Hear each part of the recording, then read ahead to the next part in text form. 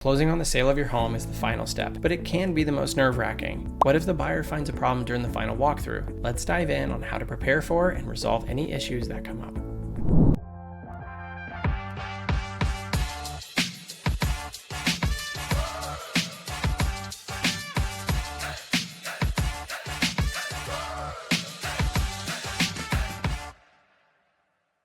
Welcome back. If you don't know me already, my name is Alewelt with the Bravo Ridge Group at eXp Realty. This video is part 8 in a series of short videos introducing a complete guide to selling your home. In the first couple videos, we covered the new normal of selling your home in today's market, the steps we can take to make sure your home sells for top dollar, how we can price and advertise your home, and things we can do to show your home in its best light, how we can best negotiate to get the most out of your home, and the steps taken when we accept an offer from a buyer.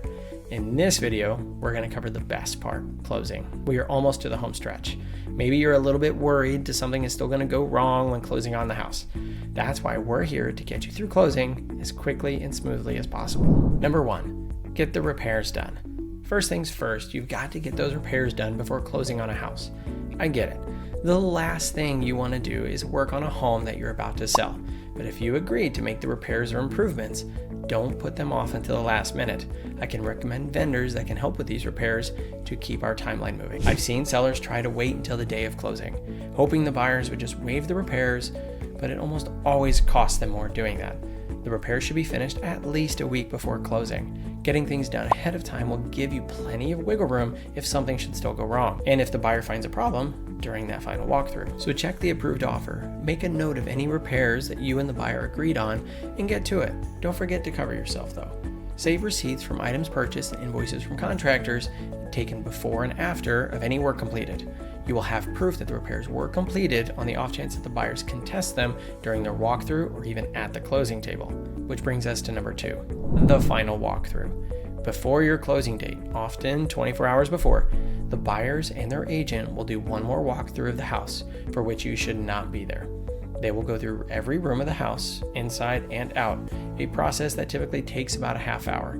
Some buyers will even go into so much detail, they'll test every light switch. But in most cases, the buyer is just looking to make sure the agreed upon repairs were made and no new issues have crept up before closing. Buyers are basically looking for anything unexpected in the home.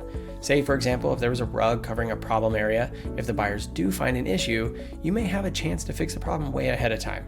In most cases, the seller would be notified immediately after the walkthrough. If the problem is big enough, you may have to delay your closing date to give time for the repair. But that only happens occasionally. Often the buyers will take a trade. Many times the buyers will ask for money instead so that they can repair it to their liking. But once the documents are ready to go, the terms usually can't be altered to include this new amount, and that is where the trade comes in. Number 3, the home closing process. Many closings go smoothly. By this point, the buyers are excited to get into their new house, the agreed upon repairs have been made, and the sellers are ready to get out. If things are going smoothly, the closing for you might boil down to just a blur of paperwork. Unless problems creep up or the buyer wants to negotiate any further, you only have 2 jobs: waiting and reading documents.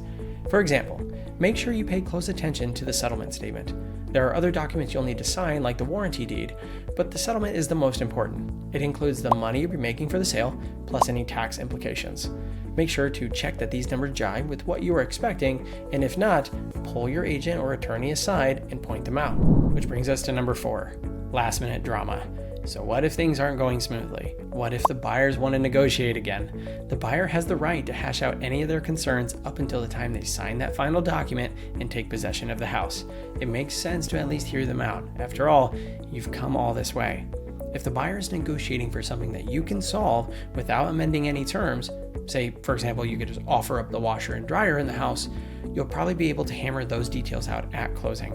But if you and the buyer have negotiated a lower price at the last minute, you may have to delay closing. Big changes mess this whole thing up. For example, a seller could say, "I'll drop the price by $2,000. Then there's an amendment that needs to be done and the loan would have to be rerun. That could take anywhere from 1 day to weeks, depending on the bank's turnaround times. Once the negotiations are handled and the papers are signed, the buyer's funds are transferred to escrow to handle the payments to cover your loan and pay the real estate team. Thankfully, this part is handled for you. And then comes the best part. You get a check for all your hard work. And that wraps up part 8 of the complete guide to selling your home. Don't forget to hit the like and subscribe buttons down below so you are notified when the final episode of the series is released, where we cover the process of moving out, leaving the house for the next family to make their home. As always, I will leave my contact information down in the description, so please don't hesitate to reach out if you have any questions. I look forward to hearing from you.